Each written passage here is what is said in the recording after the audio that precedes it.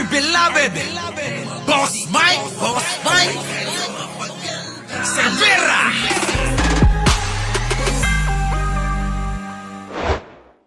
Kay Sara Duterte kasi Kita nyo po si ito isang halimbawa po mga kababayan. Etong si Maharlika. Hindi nyo ba napapansin na talagang kahit nakagipitan na, sige pa rin?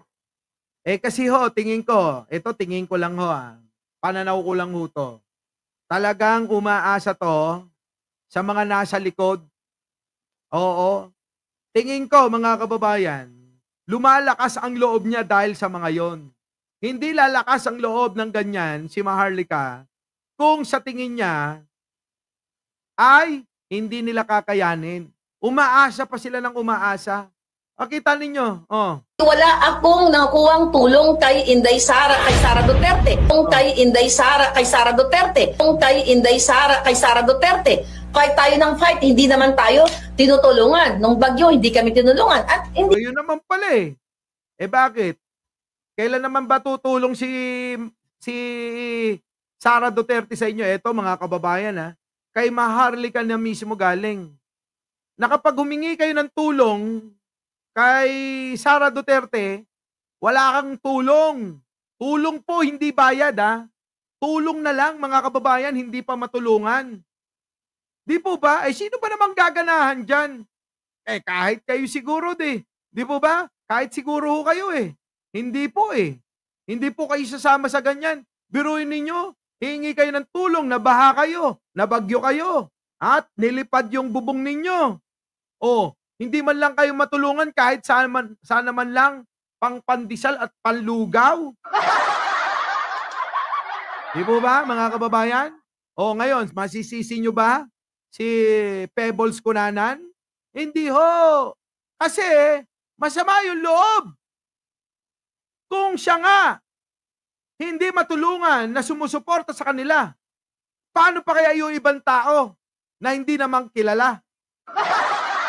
Yun yung opinion ni Meme Pebbles. Alam mo, naisip ko, kung ako nga na sumusuporta kay Sara Duterte, hindi ako matulungan. Binaha ako, binagyo ako, humihingi lang ako ng tulong, di naman pera niya hinihingi ko. Dahil meron namang pondo yung mga yan para pantulong. Hindi ako natulungan, Okay, tamo?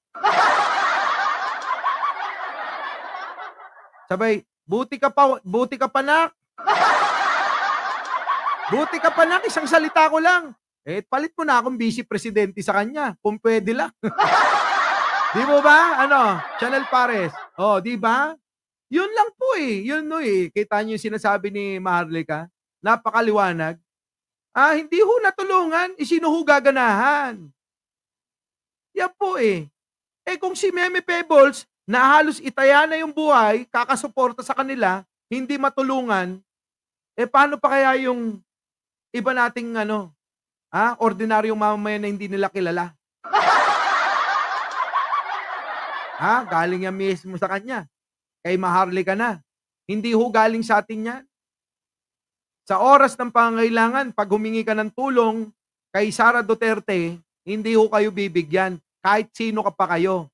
Kahit na sumuporta pa kayo sa kanya. Kahit na magpakamatay pa kayo sa kanya, hindi magbibigay. Bakit ho? Kasi gusto ho ni Sara, sa kanya lang napupunta ang pera.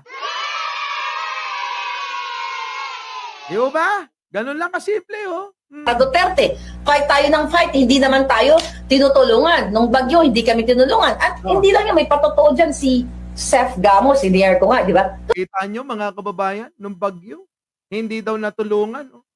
Mga kababayan, alam nyo, etong mga kaibigan natin, hindi naman po siya pag-ano,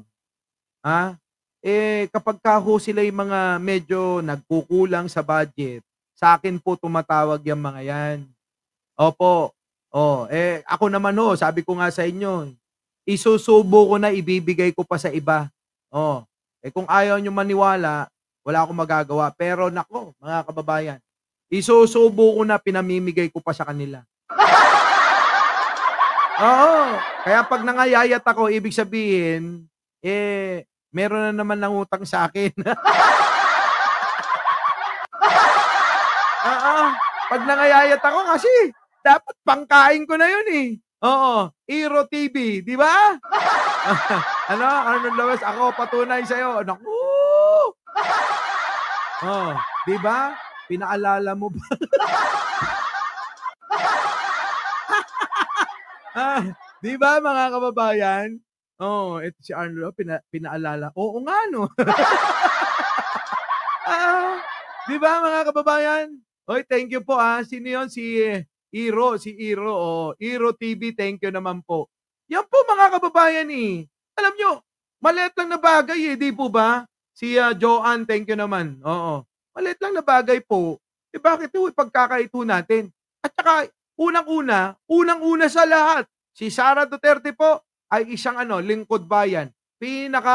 Pangalawa sa pinakamataas na leader ng bansa. May pondo po. May pondo po siya. Saan napupunta po yung pondo? Di po ba? Oh, gaano man lang tulungan mo.